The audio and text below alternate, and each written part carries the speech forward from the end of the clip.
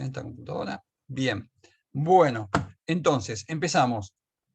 Última clase del tema engranajes. Última clase del tema engranajes, y hoy vamos a ver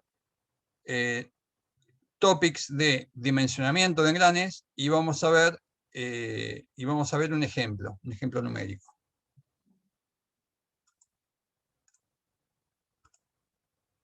Ahí admitimos a Andrea. Bien. Entonces, cuando nosotros tenemos una máquina útil que necesita recibir potencia mecánica para ser accionada, por ejemplo, una máquina útil es esta que está acá, que esto es un telar, ¿sí? Puse un telar, me gustó la idea del telar, porque el telar fue quizás una de las madres de la revolución industrial, ¿no? Así que este es un telar mucho más moderno que los de la época de James Watt, pero vale igual. Entonces, tenemos una máquina útil, por ejemplo un telar, pero puede ser un telar, puede ser una heladera industrial, puede ser un ventilador industrial, puede ser un centro de mecanizado, puede ser cualquier máquina útil que se les ocurra. Entonces, este telar va a necesitar que en el eje de entrada de movimiento, en el eje donde el telar toma potencia, va a necesitar recibir en ese eje una velocidad determinada de rotación y va a necesitar una potencia determinada para accionar todos los mecanismos que requiere el telar, o la máquina útil en general. Entonces, lo que voy a buscar va a ser un motor con una transmisión, ¿sí? Por correas, por lo que sea, pero habitualmente tenemos transmisiones por correas que alimentan otro tipo de transmisión. Entonces me pareció bueno, y es un caso bastante típico en los parciales, así que me pareció bueno ponerlo. Entonces, tenemos un motor, una transmisión por correa, que va a alimentar a esta máquina útil, a este telar. Bien, el telar va a requerir una potencia determinada. La potencia de este motor, ¿cómo tiene que ser con respecto a la potencia que necesita el telar?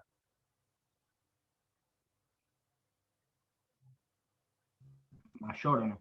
Mayor. Mayor. Mayor. Mayor. ¿Cuánto mayor? Y depende de las transmisiones, las pérdidas que tenga, pero tiene que ser mayor.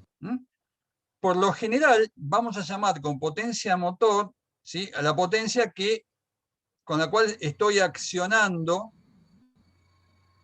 potencia de entrada al mecanismo, ¿sí? Al mecanismo reductor. Pero hoy vamos a ver ahora de qué estamos hablando, ¿sí? Por lo general, la potencia de la chapa del motor es distinta de la potencia que yo llamo motora, ¿sí? La potencia motora es la potencia que me mueve, ¿sí?, que me mueve todo el mecanismo, ¿sí? Pero no necesariamente la potencia del motor, la potencia nominal del motor. Suponiendo que esta máquina útil consuma medio HP, y que yo acá tengo un motor de 1 HP, en realidad la potencia o sea, suponiendo que las correas la pueden transmitir, ¿sí?, la potencia motora que yo voy a tener va a ser de medio HP, o de medio HP dividido los rendimientos intermedios. Bien, entonces, resulta que en mi eje motor que tengo acá, en este eje motor que tengo acá, tengo una potencia determinada que necesariamente tiene que ser igual o mayor, por lo general mayor, porque como tengo pérdidas tiene que ser mayor, ¿sí?, que va a ser mayor que la potencia que requiere mi máquina útil. Y voy a tener una velocidad de rotación determinada. Por lo general, las máquinas útiles, como esta y como la gran mayoría de las máquinas útiles, no requieren velocidades angulares demasiado altas. Y por lo general, los motores eléctricos asincrónicos nos dan velocidades muy altas, que están en el orden entre los 1500 y 3000 revoluciones por minuto. Dependiendo del motor, dependiendo de la potencia, dependiendo de la marca, dependiendo de un montón de cosas, ¿sí? Pero por lo general son velocidades altas, ¿sí? Del orden de más de 1500 vueltas por minuto.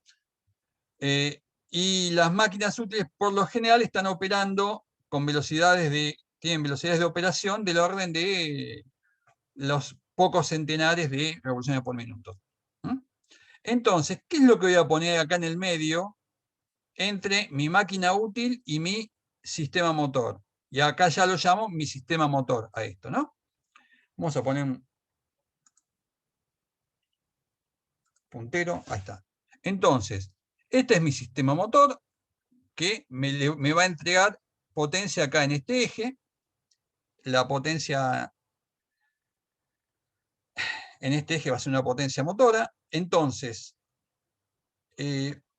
lo que voy a poner acá en el medio es un mecanismo de reducción de velocidad. Voy a poner un mecanismo de reducción de velocidad.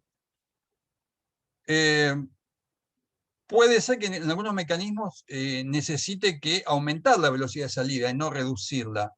Eso se verá en cada... Pero por lo general,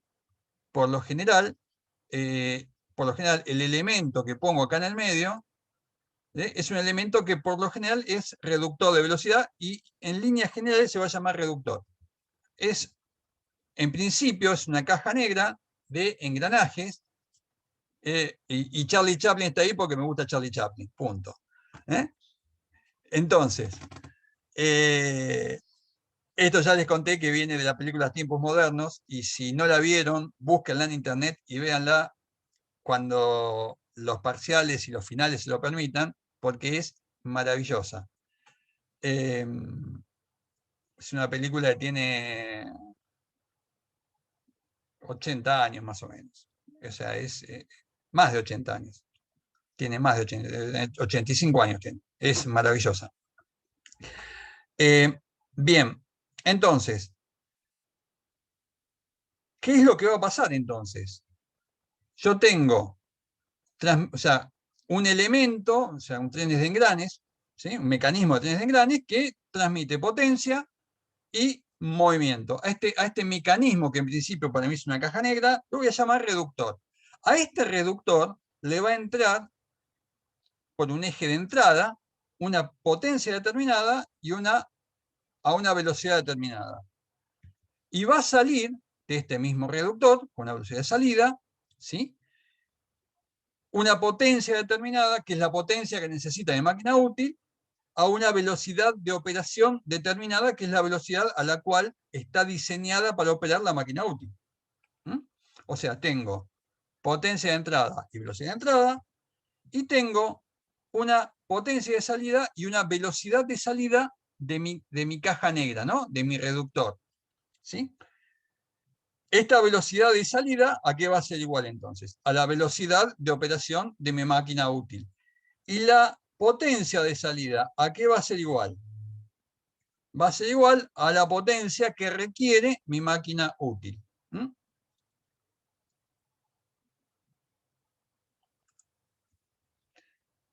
Bien. Entonces, en lo que me voy a enfocar ahora, es en la caja negra. Es en la caja negra. O sea, pues yo lo que tengo que hacer es dimensionar esta transmisión. Tengo que dimensionar esta transmisión. ¿Y qué es lo que el diseño de esta transmisión me tiene que asegurar?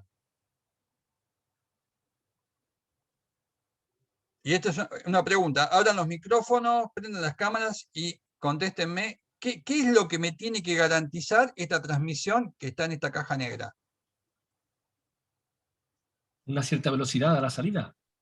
Una cierta velocidad de salida, ¿qué velocidad es? Que la velocidad de salida omega S sea igual a la velocidad de operación de la máquina. Exacto. ¿Y qué más me tienen que garantizar la transmisión esta? Los engranajes que están en la caja negra esta. ¿Qué más ¿qué otro requisito tienen que tener? Que no se rompan. O sea, Nico, vos dijiste que no se rompan. sí. ¿Están de acuerdo con Nico? Sí, sí, sí. Sí, totalmente. Nadie puede estar en desacuerdo con Nico. Que no No. se rompan, que no se rompan. Nosotros lo decimos de una forma un poco más. O sea, Nico, lo que dijiste está perfecto, ¿eh? O sea, nosotros los ingenieros, vos, yo, todos los que estamos acá presentes, lo decimos, o sea, así que no se rompa, lo decimos entre amigos. O sea, cuando estamos con no ingenieros, o sea, los no ingenieros para nosotros vendrían a ser como los muggles en Harry Potter, ¿no? Entonces,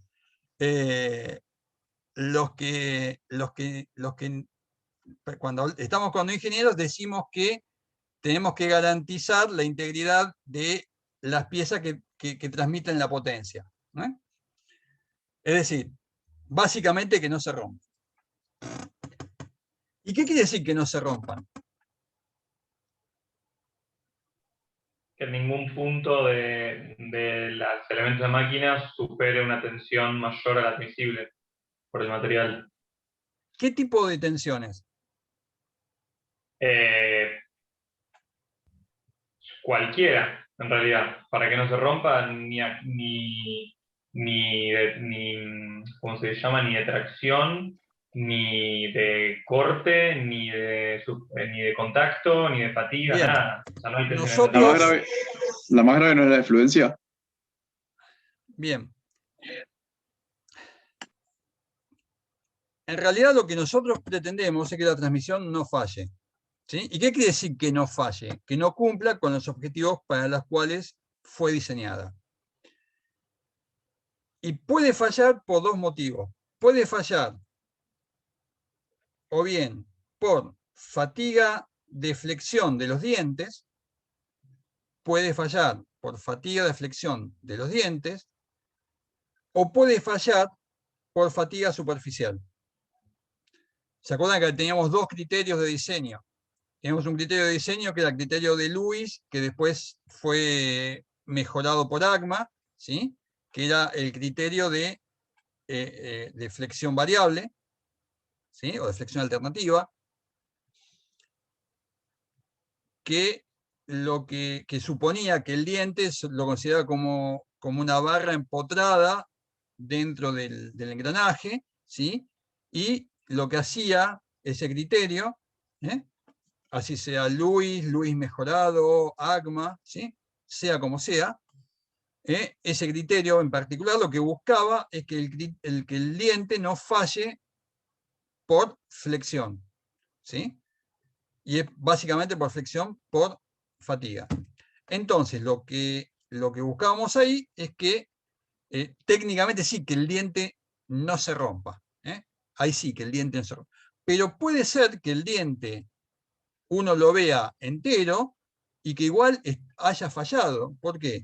Porque ha fallado en la superficie de contacto, tenemos picaduras producidas por tensiones de Hertz, que generan vibraciones, que generan ruidos, ¿sí? Que generan condiciones para las cuales, o sea, que no son las condiciones para las cuales fue diseñado el elemento.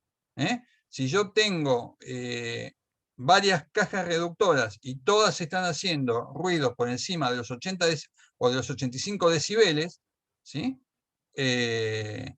Durante el tiempo laboral, y si el tiempo laboral es continuo, o sea, las 24 horas, peor todavía, que no pueden operar.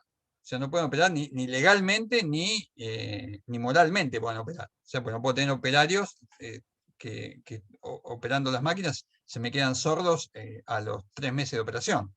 ¿Sí? Entonces, y además se generan vibraciones indeseables en las máquinas por ese tipo de transmisiones. Lo cual que deviene además en fallas en los cojinetes, fallas en los árboles. ¿Sí? Entonces, no solamente que fracture un diente quiere decir que el sistema salió de servicio. El sistema salió, o sea, ya no es operativo cuando tengo alguna de las dos alternativas, ¿sí? O fallas por flexión que puede o fracturar o puede directamente destruir un diente, y las fallas por tensiones de Hertz o tensiones superficiales, ¿sí? Que generan las picaduras, especialmente en la zona del contacto principal, en la zona de la circunferencia primitiva, que genera vibraciones y ruidos que son indeseables. Entonces, vamos a ver un poco cómo es la historieta esta del diseño de engranajes. Esto que puse acá vale tanto para engranajes rectos como para engranajes helicoidales. Lo que pasa es que como vamos a trabajar básicamente por una cuestión de facilidad, o sea, desde el punto de vista conceptual es muy parecido. Desde el punto de vista operativo, del trabajo operativo es más complejo y no tiene, o sea, excede un poco el alcance de la materia nuestra, dedicarle tanto tiempo al cálculo de engranes. Entonces trabajamos con engranajes rectos, pero bueno, podría ser con engranajes helicoidales también, pero básicamente nos vamos a enfocar al diseño de engranajes rectos. Entonces, cuando yo tengo una velocidad de entrada y una velocidad de salida, ¿sí? Muchas veces, o sea, las variaciones que yo puedo obtener son realmente muchas, ¿sí? Entonces, por lo general, ¿qué es lo que hacemos? Y vamos planteando un problema y vamos asumiendo determinados valores y vamos generando soluciones parciales, ¿sí? Y vamos iterando hasta que llegamos a una solución que nos deja contentos, que nos deja con la sensación de que es la óptima. Entonces, lo que vamos a hacer, vamos a suponer los valores de algunos parámetros, ¿sí? Y vamos a realizar un intento de solución, ¿sí? Y siempre son posibles muchos enfoques. Entonces, ¿cuáles son los datos habituales? Los datos habituales son, por ejemplo, la relación de transmisión. Capaz que no tengo la relación de transmisión, pero sí seguramente voy a tener la velocidad requerida de operación y voy a tener la velocidad, la velocidad motora. Con la velocidad motora y con la velocidad de operación, tengo velocidad de entrada, velocidad de salida y tengo la relación de transmisión. Entonces, relación de transmisión. La potencia que está en juego, la potencia que estoy transmitiendo.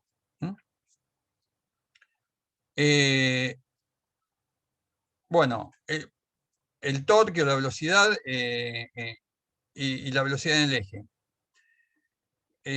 ¿Cuáles son los parámetros que por lo general vamos a tener que determinar? Y vamos a tener que determinar, o sea, primero, si no lo tengo determinado, o sea, cuál va a ser el mecanismo de tren de engranes que voy a utilizar. Una vez que tengo determinado el mecanismo, o sea, qué tipo de tren de engranes voy a utilizar, ¿sí?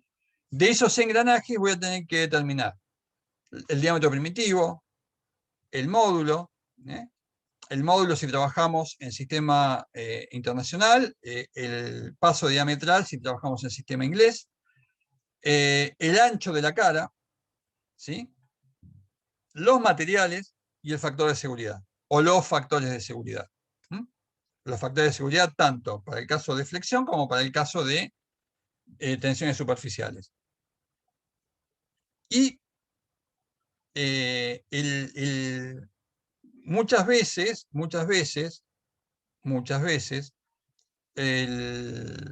los principales parámetros que vamos a determinar son el módulo, los diámetros primitivos, ¿sí? El material por lo general me lo van a dar como dato, o sea, por lo general va a ser acero, ¿sí?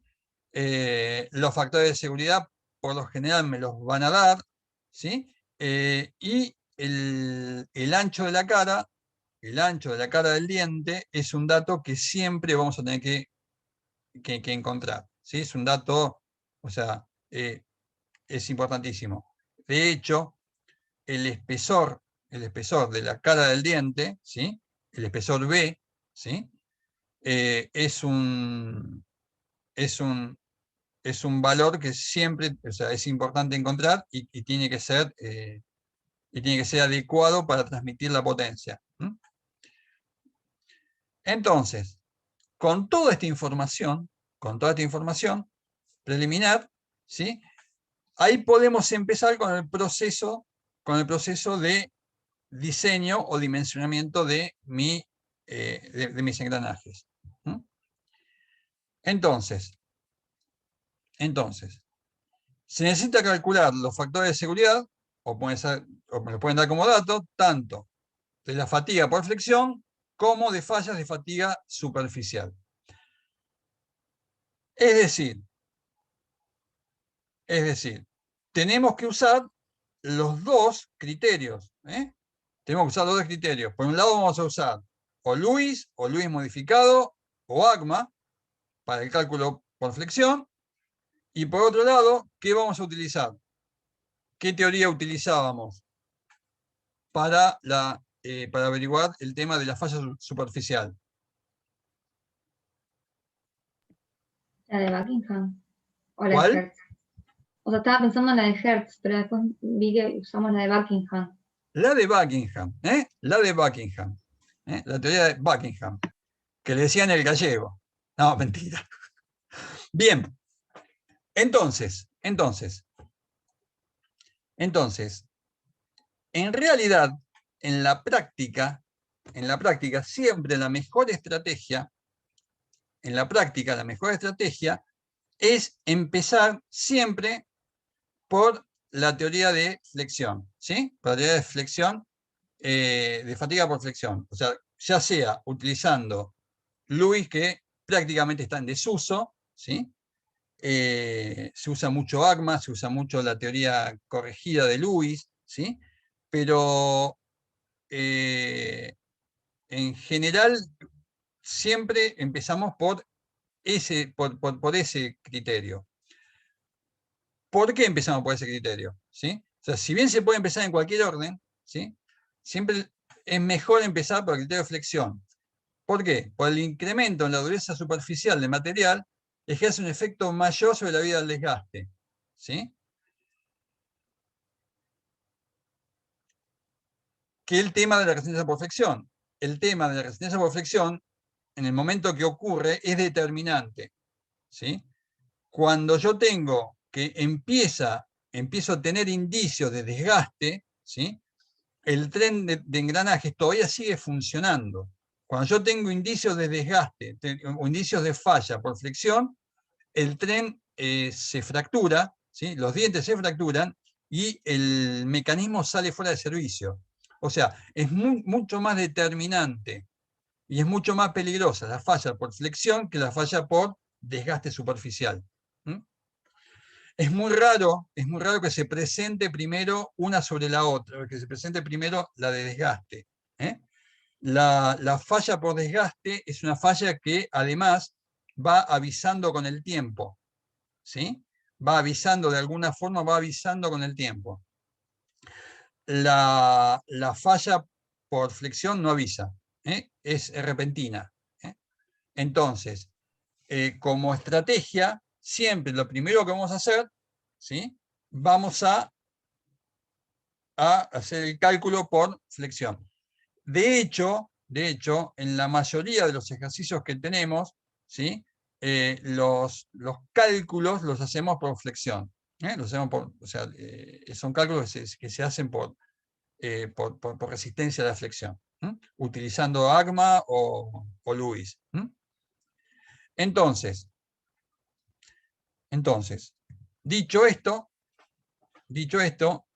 también tenemos que tener en cuenta que nosotros tenemos limitaciones para agrandar alegremente el tamaño de los dientes. Uno dice, bueno, si tengo alguna duda, hago dientes muy, muy grandes, ¿sí?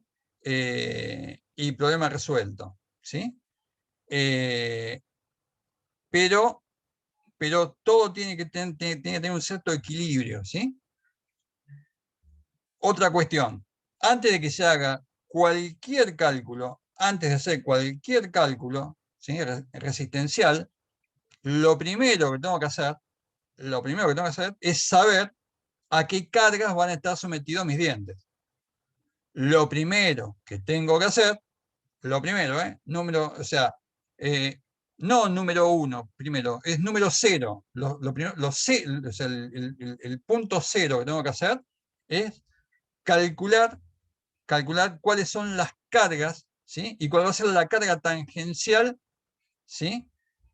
Sobre el diente del engrane, que se obtiene a partir de la potencia en el eje motor. O de la potencia motora, que ya dijimos que no es exactamente lo mismo a la potencia del motor, sino la potencia en el eje motor. Otra cuestión que tengo que tener en cuenta es que yo puedo, con radios primitivos más grandes, ¿sí?, reducir la carga en el diente.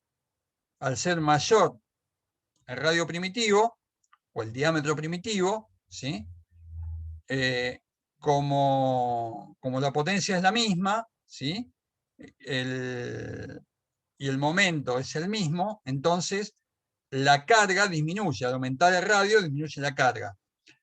Pero, ¿qué pasa si yo aumento mucho el radio primitivo?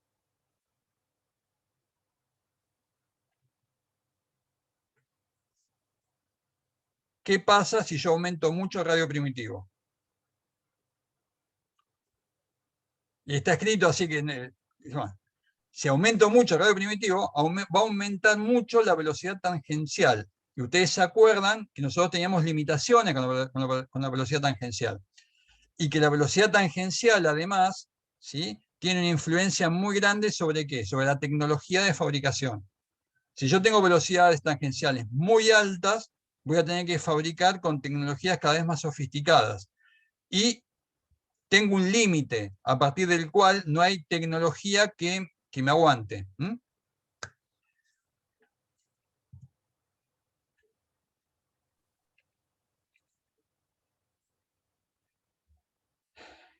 Otra cosa que voy a hacer, una vez que elegí el diámetro, vamos a elegir un módulo. Un módulo. Los módulos que elijamos tienen que ser razonables, o sea, y siempre es conveniente empezar el diseño con módulos estandarizados, ¿sí? Son los más fáciles de construir, son los más fáciles de seccionar, y tenemos la ventaja de que están normalizados, ¿sí? Y que eso me garantiza que cuando tenga que hacer reemplazos de ruedas dentadas, no voy a tener inconvenientes en mandar a fabricar los reemplazos.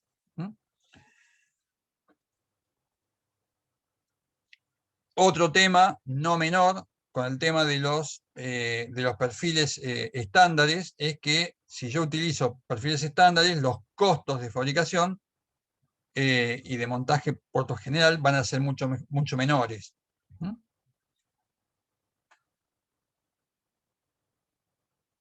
Si los valores del coeficiente de seguridad o de los coeficientes de seguridad que obtengamos, en el caso que nos lo pidan, son o muy grandes o muy bajos, deberíamos rever los cálculos que hicimos, ¿sí? Si los factores de seguridad son muy altos, ¿sí?, lo que va a estar pasando es que voy a estar diseñando con exceso de material. Y en los trenes de engranes, trabajar con exceso de material implica un aumento de las fuerzas inerciales y un aumento del volumen de las piezas y un aumento en el costo de materiales, que siempre son indeseables. Y si tengo factores de seguridad muy pequeños, por ejemplo, obviamente nunca menores que 1, pero por ejemplo muy cercanos a 1, y por lo general voy a estar me voy a estar arriesgando demasiado. ¿Por qué? Porque no voy a tener en una de esas la capacidad suficiente de reacción ante imprevistos.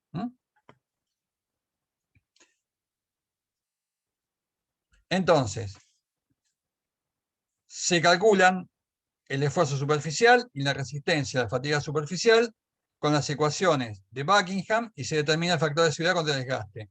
En este punto se ajusta la dureza del material, si es necesario, y si eventualmente hubiera que ajustar la dureza del material ¿sí? Es decir, la dureza superficial, ¿no? La dureza de la superficie de los flancos. ¿Cómo se ajusta esa dureza? ¿Haciendo qué cosa? Una carburación. Por ejemplo, una carburación. Por O ejemplo, un una temple, carburación. pero. Bien. Carlos, ¿Y por qué es mejor una perdón, carburación a un templado? porque la carburación la puedes regular mejor y sabes que no te va a penetrar mucho, aunque te zarpes, no te va a penetrar mucho hasta el fondo y no corres el riesgo de que no se te endurezca mucho la pieza. Bien. Otro ¿Y motivo por qué por es el más cual, fácil? otro Para motivo, mantener un otro líquido motivo dúctil. por el cual, otro motivo por el cual es preferible hacer una carburación o un carburado frente a un temple de toda la pieza, es que cuando yo templo toda la pieza, ¿sí?, tiene un mayor grado de dureza. O sea, la pieza de alguna forma se va a fragilizar. Cuando yo hago un carburado, la dureza se remite solamente a la superficie y a unos micrones por debajo de la superficie. Pero el resto de la pieza sigue siendo más dúctil, ¿sí?, y más adecuada a la transmisión de potencia. Bien, Carlos, sí, yo te hago una pregunta, perdón que te pregunte esto. De la diapositiva anterior, estuve mirando y no me puedo dar cuenta por qué a mayor radio primitivo, menor esfuerzo en el diente. Si me puedes decir en dos segundos sí, por qué. sí, porque cuanto mayor es el radio primitivo, el momento, el torque es el mismo, ¿sí? Y el momento es fuerza por distancia. O sea, si es mayor la Claro, distancia, ¿sí?, pero la si es mayor la distancia distancia, menor la fuerza. sería la distancia desde Desde el el punto. centro de rotación Ah, a donde, ok, el hasta el punto de momento. la fuerza tangencial. Ok, el momento, digamos, en toda la. Yo lo estaba pensando en el, digamos, pensaba la fuerza, No, digamos, aplicada en el centro de en todo el presión engranaje. a la raíz del diente, pensaba yo. Por Sí, eso sí, que sí. eso es constante. Sí, sí. Está bien. Ok, Bien. es el momento de todo el engrane. Es el momento de todo Listo. el. Bien. Dicho estos anuncios que acabamos de hacer, que no son, lo que hicimos no es otra cosa que de alguna forma repasar lo que ya vinimos viendo, vamos a hacer este ejercicio.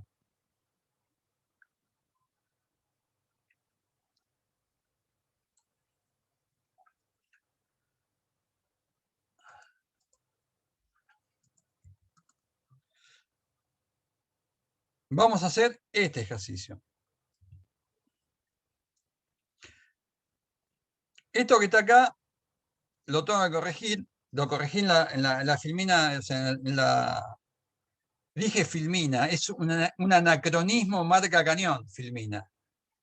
O sea, cuando ustedes recién habían nacido, que nosotros dábamos clases con retroproyectores, había unas filminas que se usaban en lugar del PowerPoint, ¿sí?, que con un mecanismo de iluminación se alumbraba una pantalla, y durante mucho tiempo le decíamos filminas a las diapositivas de PowerPoint. Así que bueno, nos metimos en el túnel del tiempo. Bien, el dato o sea, yo lo que tenía acá era potencia motora. En realidad, el dato que me parece más adecuado dar es la potencia que requiere la máquina útil, ¿sí? La potencia que requiere la máquina útil. Entonces, vamos a meter a Sofi. Bien, entonces me están diciendo, me están dando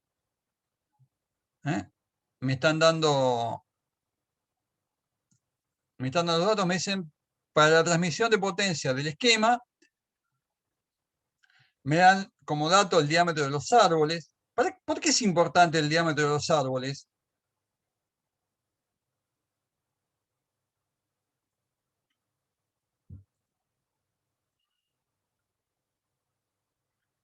Si yo en definitiva estoy... ¿Puede ser por las velocidades? No. Perdón, está pensando en el largo, el diámetro. Los tenés que dimensionar también, o sea, no. Los árboles hay que dimensionarlos. ¿sí? Pero ¿en qué me molesta que el diámetro del árbol sea de 25 milímetros, o que sea de 50 milímetros, o que sea de 100 milímetros? Y en cierta No, forma y es la masa. un mínimo para el engrane, ¿no? El diámetro del árbol, ¿sí? Tiene que ser tal que haya una separación en el alma del engranaje entre la superficie de contacto del árbol, por lo general de su órgano de unión, que puede ser una chaveta, ¿sí? Tiene que haber una distancia prudencial de esa unión entre el árbol y el engranaje hasta la circunferencia de raíz. Si la circunferencia de raíz está muy cercana, ¿sí?, a la interfase de unión entre el árbol y el engranaje, el alma del engranaje, estamos en problemas.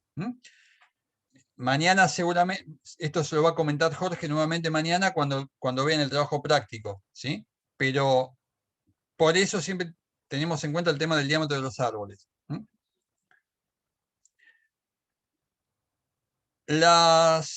Me piden que con esto que haya las dimensiones de las ruedas dentadas 1 y 2, las ruedas dentadas 1 y 2, y me están diciendo que son dientes normales, me dan el ángulo de presión, y me están pidiendo que el módulo sea mayor a 2.5, ¿sí? Normalizado, y que determine la tecnología de fabricación.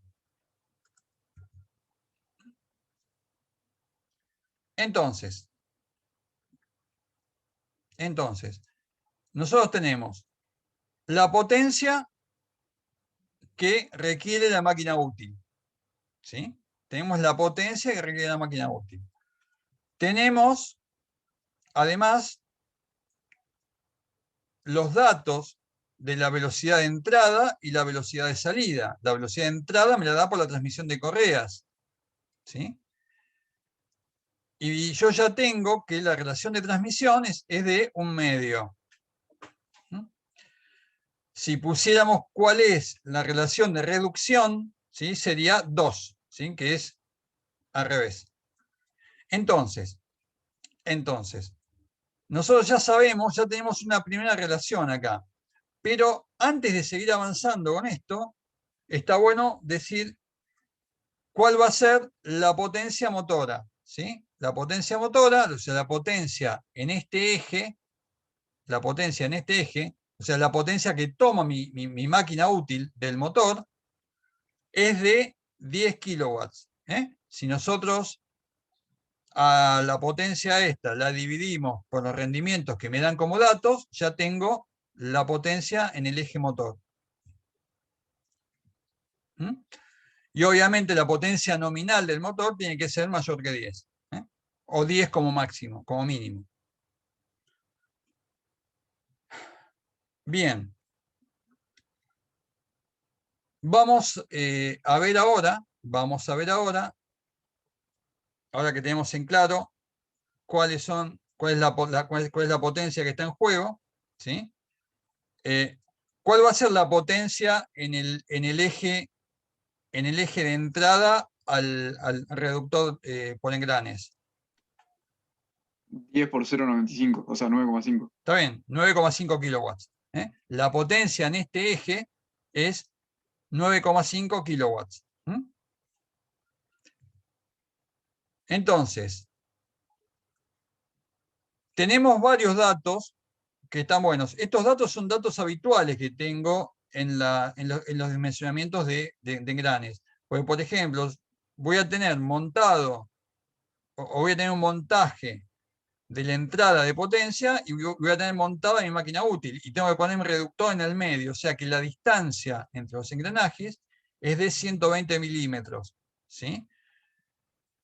Por la relación de transmisión, además, sé que R2 es igual a 2R1. O sea que el diámetro primitivo de la rueda conducida, ¿sí?, es el doble del diámetro primitivo de la rueda motora, del engranaje motor. Entonces, con estas dos ecuaciones ya puedo sacar cuánto valen R1 y R2. Y tenemos los diámetros primitivos.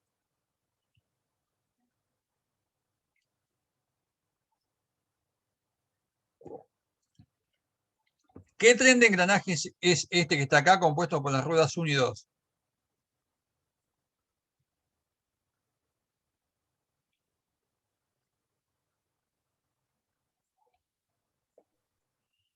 ¿No es un ordinario simple? Es un ordinario simple. Es Es un simple. ordinario. Mi señora diría, es un ordinario. Sí. Es un ordinario simple. ¿Eh? Es un tren ordinario simple. Carlos, Sí, señor. recién con lo que venía diciendo me surgió una pregunta. ¿Las pérdidas de potencia por ineficiencias se pagan siempre con momento torsor o también se pagan con velocidad? No, se pagan con potencia. La velocidad es la misma. La velocidad, Ok. o sea, yo tengo que puedo transmitir más o menos potencia, pero la velocidad de transmisión es la misma, porque la velocidad de transmisión me la da la geometría del diente y la velocidad de rotación del motor. Ok. Puede ser que el motor consuma más potencia o menos potencia, ¿sí? Puede pasar que en esta yo tengo un motor de 20 kilowatts, ¿sí? Y estoy consumiendo 10 kilowatts, ¿sí? Con lo cual la intensidad de electricidad que va a pasar por el bobinado va a ser mucho menor que la intensidad para la cual está diseñado. ¿Mm? Bien. Vamos a usar módulos normalizados según normas o recomendaciones ISO, ¿sí? Yo acá usé de las normas UNE, que son las españolas, pero son las mismas para las normas IRAM también. Y usamos la serie 1, la serie 1 por lo general, que es la más sencilla. El diente va a tener un adendum de un módulo, es decir, el adendum es la distancia que va, ¿sí? Es la distancia radial que va desde desde la circunferencia primitiva, que vimos que en muchos lados le decían circunferencia, de paso.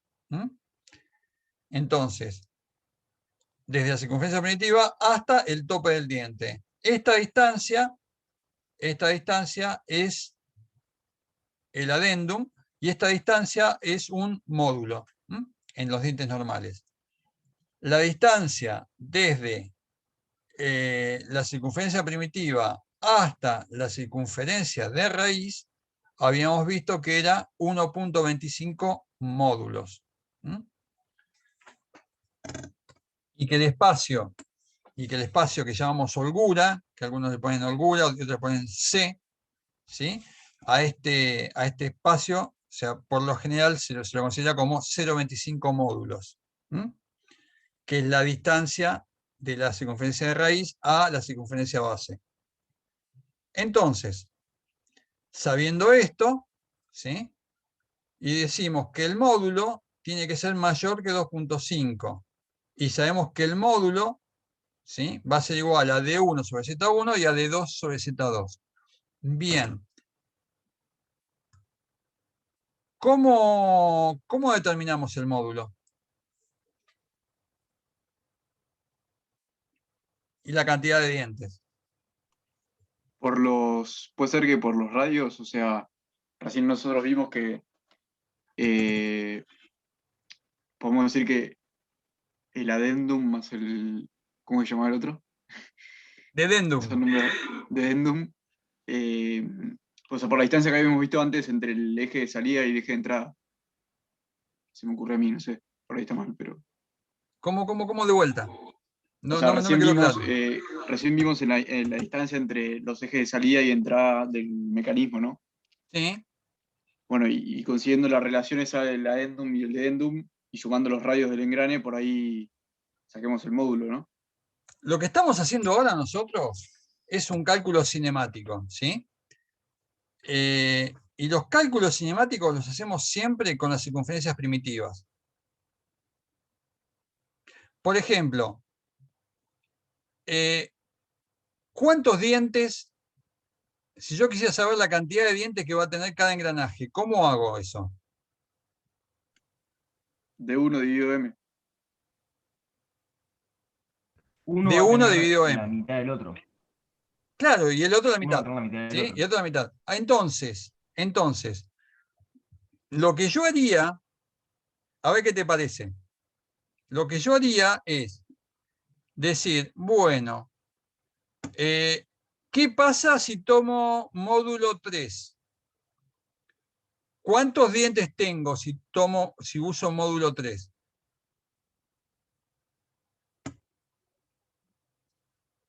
El diámetro ya lo tengo, ¿sí?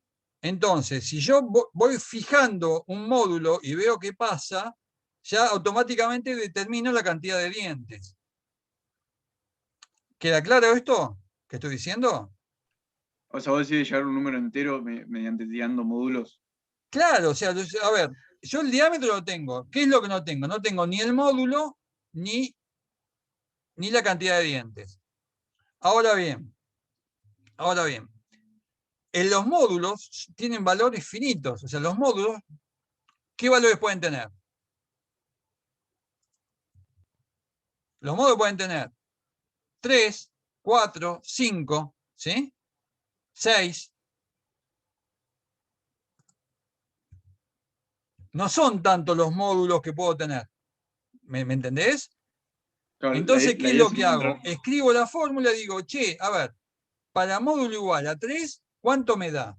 ¿Cuántos dientes me da? Para el módulo igual a 4, ¿cuántos me da? Para el módulo igual, o sea, y una vez que tengo eso, digo, che, ¿dónde, o sea, qué es lo primero que me tiene que pasar?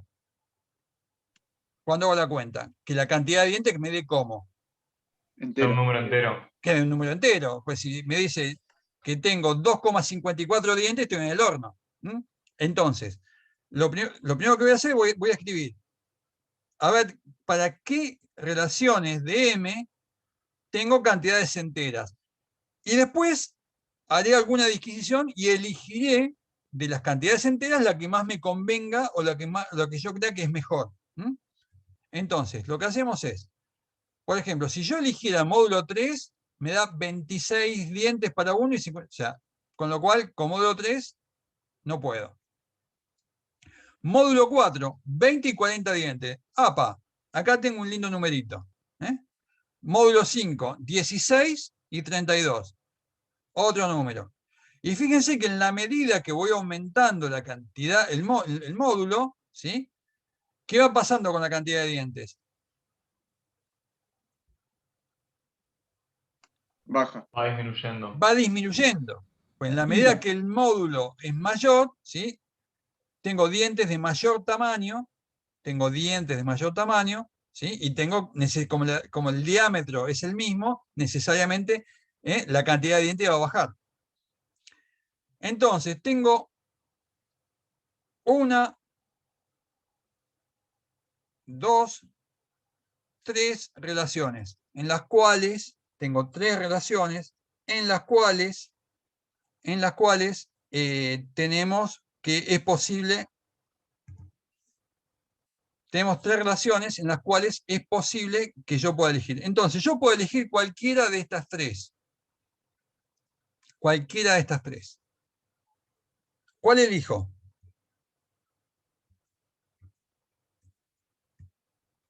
¿Cuál elijo? No tenés que ir probando porque según el M te va a ir cambiando el tamaño del diente. No, está Entonces, bien, pero el tamaño del diente ya está. O sea, yo puedo elegir cualquiera de estas 3, en principio. Vamos a. ¿Cuál es la. A ver, ¿los engranajes pueden tener un diente solo? No. No. No. ¿Puede tener un engranaje puede tener 2 dientes? los normalizados, entonces, ¿o no? Y ¿Un no. engranaje de 2 dientes? No, los normalizados elegís. ¿Puede tener 3 dientes un engranaje? O sea, tiene que tener la suficiente cantidad de dientes como para poder Bien. engranar. ¿Cuál es la menor cantidad de dientes? ¿Cuál es la menor cantidad de dientes que tiene que tener un engranaje? Bueno, acá hay discusiones. O sea, siempre hubo discusiones. Hay gente que es de Boca, gente que es de River, gente que es de Estudiante como yo y gente que es de Gimnasia. Hay tantas. O sea, ¿cuál es la menor cantidad? Algunos autores dicen que la menor cantidad es 12 dientes, otros dicen que son 14, otros te dicen que son 18, otros, o sea, depende, ¿sí?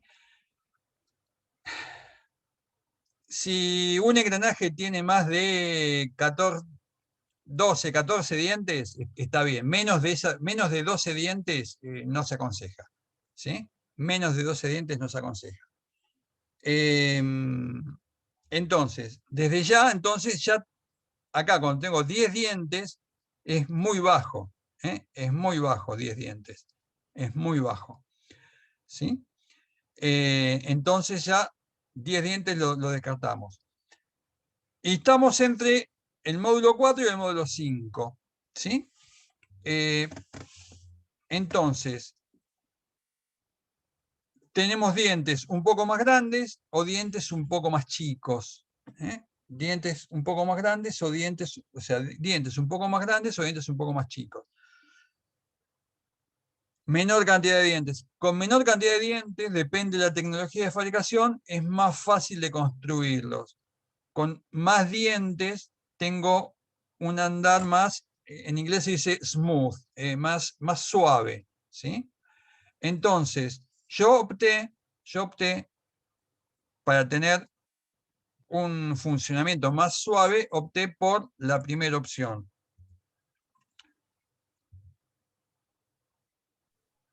Opté por la primera. Sí, opté por la Cuando primera hablas opción. Si de... ustedes optan en un ejercicio, optan por la segunda opción, también está bien, no está mal. No está mal. Pero yo opté por la primera. Me parece, yo privilegié el funcionamiento suave a un nivel de costo que en realidad en estos engranajes prácticamente no hay diferencia. Sí, ¿quién hacía una pregunta? Yo te iba a preguntar, cuando vos decís dientes más grandes o más chicos, en realidad lo que es más grande o más chico es como el ancho, no el B, sino el ancho en la vista Exactamente, frontal, si te quieres. exactamente, El alto es el exactamente, mismo. exactamente. El ancho del diente B es algo que vamos a tener que calcular y que es un tema dinámico. Nosotros ahora, por el momento, lo que estamos haciendo es un análisis cinemático. O sea, para mí el diente en este momento tiene el espesor de un papel, o sea, no tiene espesor. A mí lo que me interesa es la cinemática nada más en este momento. No, Yo sí, la sí, yo me cinemática, refería a... de Sí. esta transmisión la puedo cumplimentar con módulo 4 o con módulo 5, con cualquiera de los dos. Con cualquiera de los dos. Sí, yo me refería a la distancia entre centros de dientes, eso quise decir. O sea, a menor cantidad de dientes, lógicamente, mayor distancia entre dientes. Claro, Pero la claro. altura, Eso más allá de que tomes... también se llama paso diametral. Eso, paso de atrás. Pero más allá de que tomes el de 20 dientes, el de 16 o el de 10, van a tener Sí, distintos pasos diametrales, pero siempre la misma altura, porque es el adendum y el dedendum que dijimos antes. exactamente. Perfecto. Bien.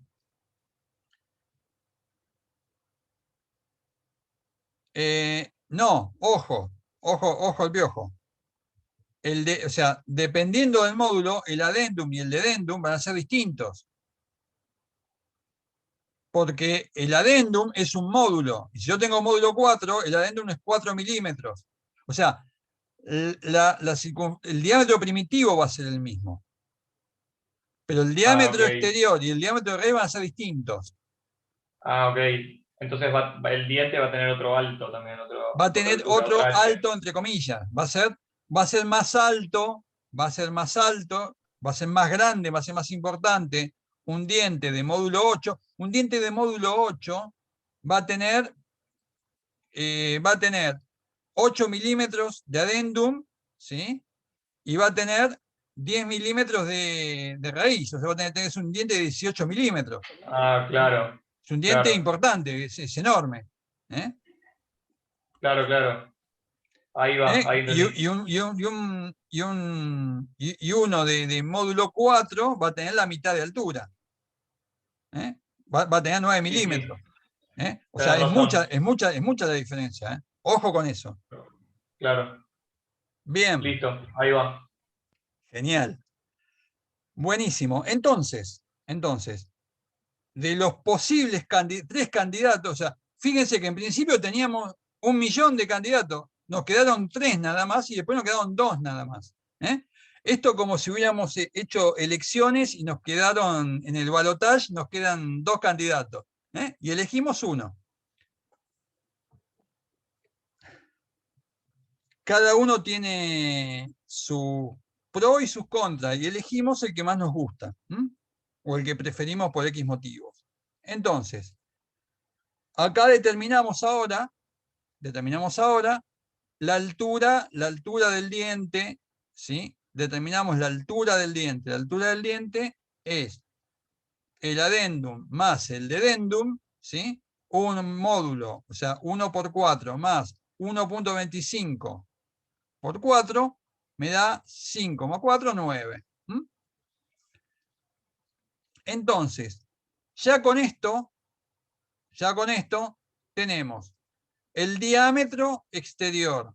El diámetro exterior es el diámetro exterior es el diámetro que corresponde, ¿sí? a la circunferencia de tope. ¿Sí? El diámetro interior es el diámetro que corresponde a la circunferencia de raíz. Es el diámetro que corresponde, acá está marcado en celeste. ¿Eh?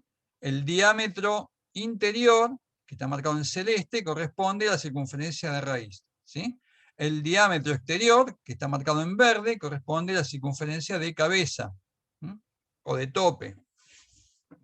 Y el D1, sin exterior o interior, es el diámetro primitivo, que es el único que no puedo medir. El diámetro de raíz lo puedo medir, el diámetro exterior lo puedo medir, el diámetro primitivo no lo puedo medir. Es importante que el diámetro primitivo o el diámetro de raíz, en realidad el diámetro de raíz más que el diámetro primitivo, ¿sí? Es bastante mayor que el diámetro del árbol, en los dos casos. Bien.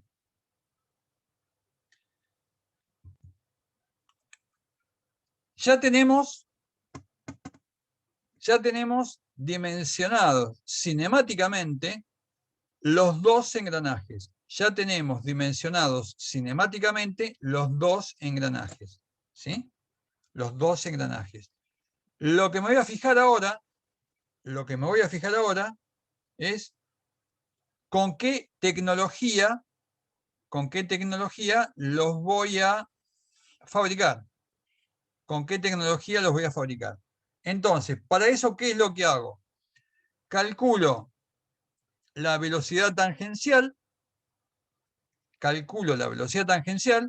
en cualquiera de las dos ruedas, la velocidad tangencial va a ser la misma para los dos, ¿sí? Y con la velocidad tangencial voy a la tabla, a esta tabla, que es una tabla parecida a la que está en la norma ACMA, ¿sí? En la cual esta tabla siempre me la van a dar, nunca les vamos a pedir que se acuerden todo esto de memoria. Entonces, la idea es que si la velocidad tangencial es menor o igual a los 5 metros por segundo, entonces la tecnología de fabricación no hace falta que sea tan precisa. Si la velocidad tangencial está entre 5 y 10 metros por segundo, necesito usar creadoras. Y si la velocidad tangencial excede los 10 metros por segundo y hasta los 20 metros por segundo, ¿sí? Entonces tengo que usar máquinas de generación con fresa madre. ¿Qué pasa si la velocidad es mayor? La velocidad tangencial es mayor a los 20 metros por segundo.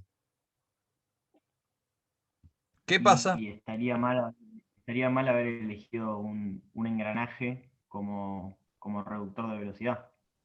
No, no, no. Entonces, En realidad, si yo veo que la velocidad tangencial de mis ruedas dentadas, de mis dos ruedas dentadas, es mayor a los 20 metros por segundo, en realidad debería hacer un tren de engranajes ordinario, ¿sí? Con más ruedas dentadas.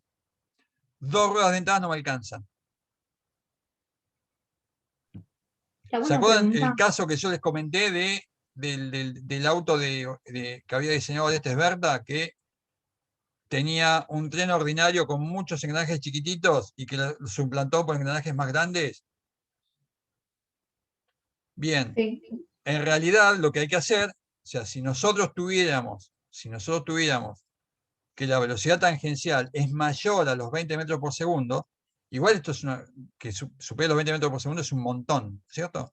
Pero si fuera el caso, habría que replantear o sea, el tren de engranajes.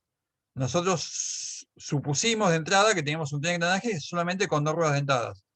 Si eventualmente tuviéramos este inconveniente, habría que plantear un tren de engranajes con más ruedas dentadas. ¿Mm?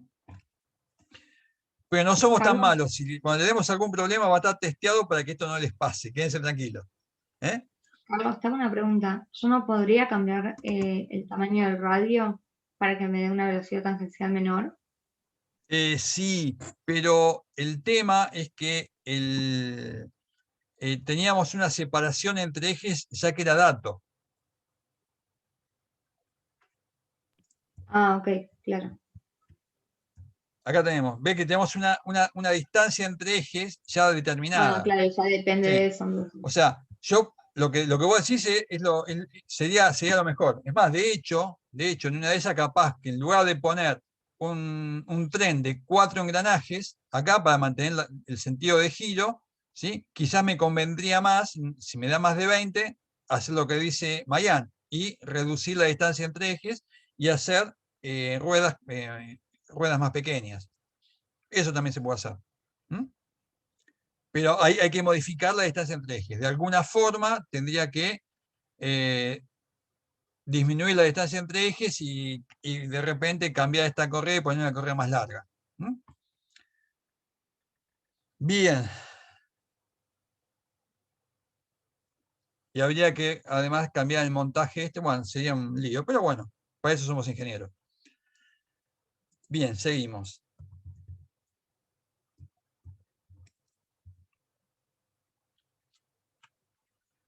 Genial. Entonces, bien, desde el punto de vista cinemático ya tenemos todo.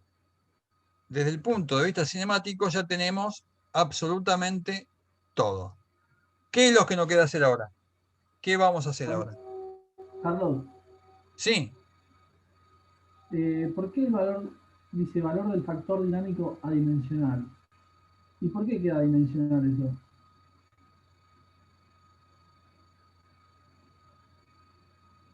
dame un segundo.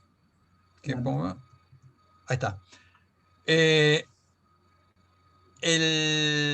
esa dimensional, o sea, ya está hecho con las unidades, o sea, este 6 y este 6 que están acá, o sea, ya tienen unidades determinadas para que vos, Ah, poniendo está bien. el B sub t en metros por segundo, te dé adimensional. Ah, está bien, listo. Ya, no, ya está hecho específicamente. De hecho, si vos lo ves, la misma cuenta la ves en la norma ACMA, vas a ver que estos valores o sea, son distintos para el sistema de unidades inglés. O sea, ya estos valores contemplan coeficientes para que las unidades sean adimensionales del factor K sub P.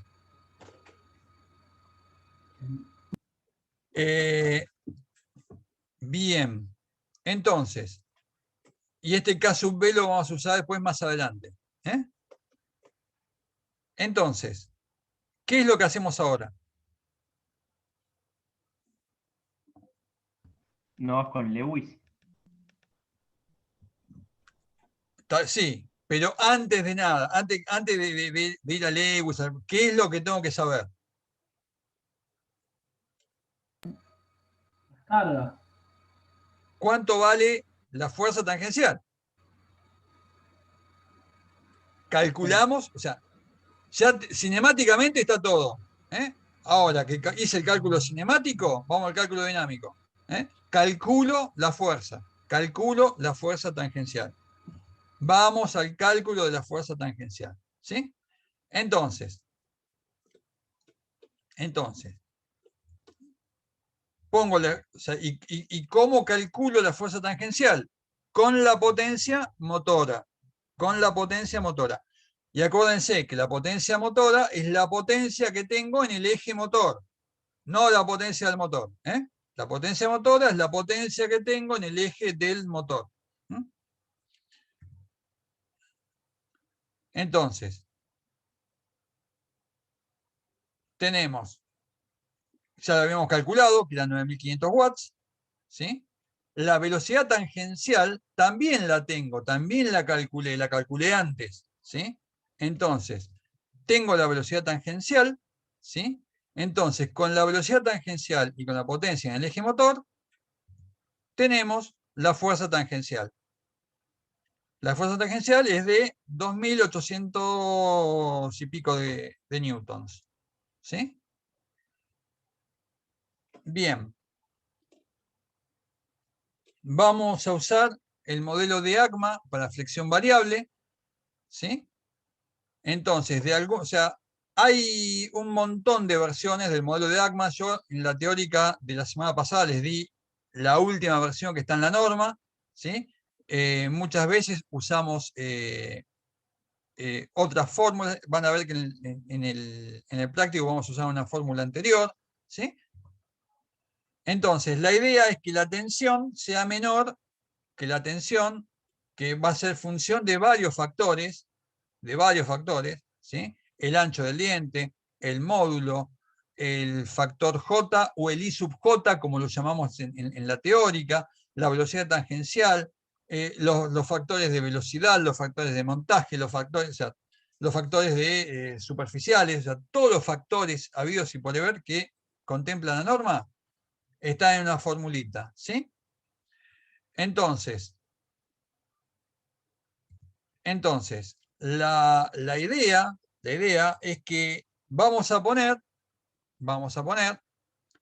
a esta, o sea, según la expresión que me da la norma, ¿sí? Me va a quedar que Ft, que la fuerza tangencial, que ya la calculé, va a ser igual al espesor del diente, al espesor o sea, del flanco del diente, al ancho del flanco del diente, ¿sí? El espesor del diente, por el módulo, por la resistencia de flexión, por el coeficiente, o sea, modificado por el coeficiente geométrico de ACMA, que acá lo llamamos J, y que en la teórica, ¿se acuerdan que en la teórica dijimos que aparecía como J o como Y sub J?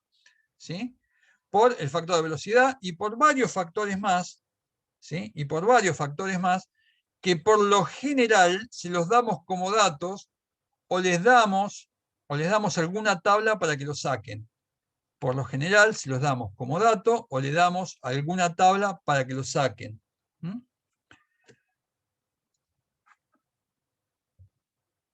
El factor J lo calculamos acá.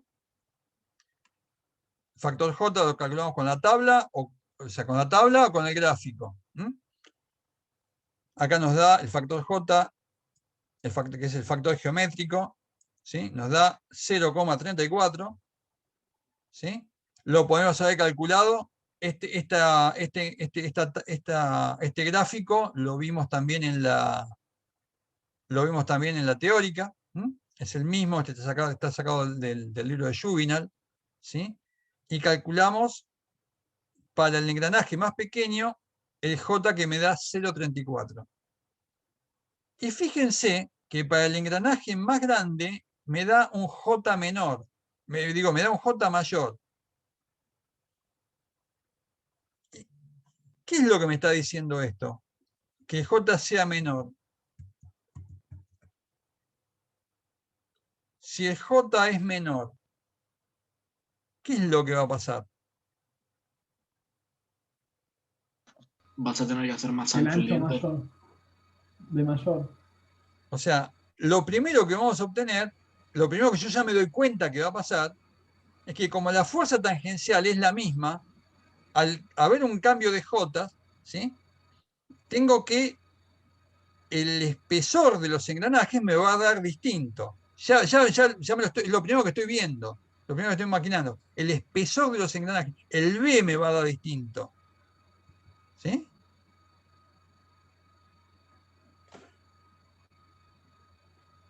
Fíjense,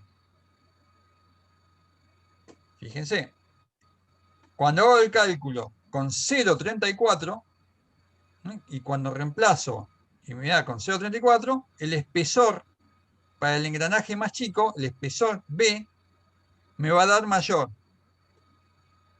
que para el engranaje de 40, o sea, para el engranaje de 20 dientes, el espesor del engranaje, o sea, el espesor del flanco del diente va a ser de 54 y monedas de milímetros. Y para el otro va a ser de 42,86. ¿Cómo hacemos el montaje? ¿Qué ancho adoptamos para ambos dientes? ¿Adoptamos el mismo ancho para los dos? ¿Dejamos cada uno como nos dio? ¿Qué harían ustedes? ¿El ancho más grande? Lo ¿El estoy ancho más pensando grande porque, para qué? ¿Para los dos? claro, no sé si está bien, pero lo que estaba pensando es que, o sea, deberían tener el mismo ancho y que si uso el más chico va a tener más desgaste porque como que van a estar, no sé si está bien lo que estoy pensando, pero pienso que va a chocar más. Entonces, si tengo que adoptar, elijo uno y elijo el más grande. A ver, ¿escucharon todos lo que dijo la ingeniera Gribov? ¿Están de Sí. acuerdo con lo que ella plantea? Sí, sí, estoy de acuerdo. Mauro, ¿usted está de acuerdo? Y lo sometería un poquito más a análisis. No sé si tan de acuerdo. Así tan rápido.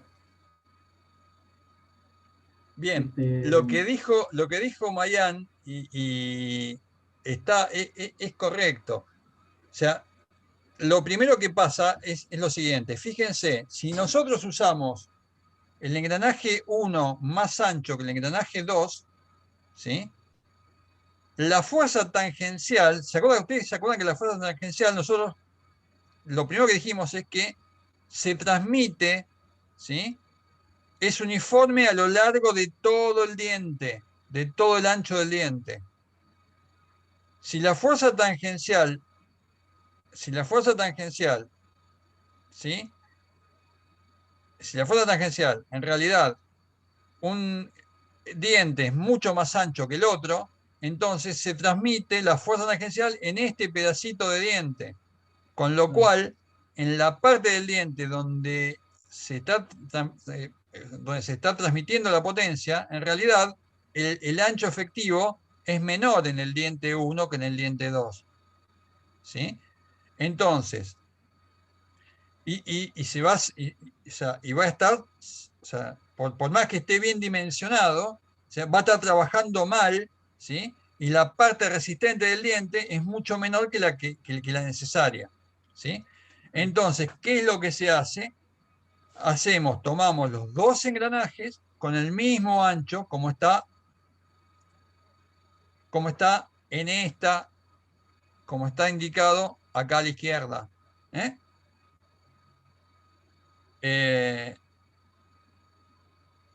Si alguno de ustedes tiene un padre de mi generación, yo cuando era chico había un comentarista deportivo que se llamaba Borocotó que decía: a la izquierda de su pantalla, señora. Bueno, a la izquierda de su pantalla, chicos, ¿sí? Esta es la solución que adoptamos. Los dos engranajes con aproximadamente 55 milímetros. Los dos engranajes con aproximadamente 55 milímetros. Y esto es todo, o sea, es todo el problema. Si nosotros tuviéramos que verificar por tensión superficial, es lo mismo. Calculamos las fuerzas, calculamos los valores y nos fijamos que tener los valores que nos pide la norma. Y reemplazar valores, nada más. Pero el mecanismo es siempre el mismo. El mecanismo siempre el mismo. Siempre es el mismo. Si en lugar de hacer la verificación por Ackermann me dicen hacer la verificación por Lewis, es lo mismo. Tengo que decir, che, ¿contra qué lo comparo? Listo. Y me va a quedar la fuerza, siempre todos los valores igual. Y siempre voy a despejar el valor que no tengo. Y si eventualmente puedo poner, tengo más de un valor, ¿sí? Posible, hago una tabla y digo, bueno, con este valor, ¿cuánto me da? Con este, o sea, y voy iterando y voy mejorando. O sea, es un trabajo de ingeniería pura. O sea, los ingenieros trabajamos así. Los ingenieros trabajamos siempre con un montón de indeterminaciones y vamos tomando algún criterio para ir tomando alguna solución, ¿sí? Y esas soluciones son perfectibles con el tiempo. Eso es lo que hace que nuestra profesión sea tan interesante. Chicos, hasta acá he llegado yo. Y hoy los libero temprano. Para los que ingresaron un poco más tarde, recuerden que el miércoles 30 vamos a tener una clase especial de lubricación con un especialista en el tema de una multinacional de primer nivel. Y la clase de consulta va a ser al día siguiente. La clase de consulta estaba programada para el 30, va a ser al día siguiente. Nosotros el tema de lubricación lo vamos a usar muchísimo en la parte de cojinete de deslizamiento. Va a ser muy importante que, o sea, sería una picardía que no puedan asistir a esta clase porque va a estar muy buena. Yo ya estuve viendo las presentaciones tan espectaculares. Así que, chicos, por mi parte nada más. Cualquier duda, cualquier consulta, estoy a disposición de ustedes. Bueno, gracias, Carlos. Buenas noches. Muchísimas Buenas gracias. noches.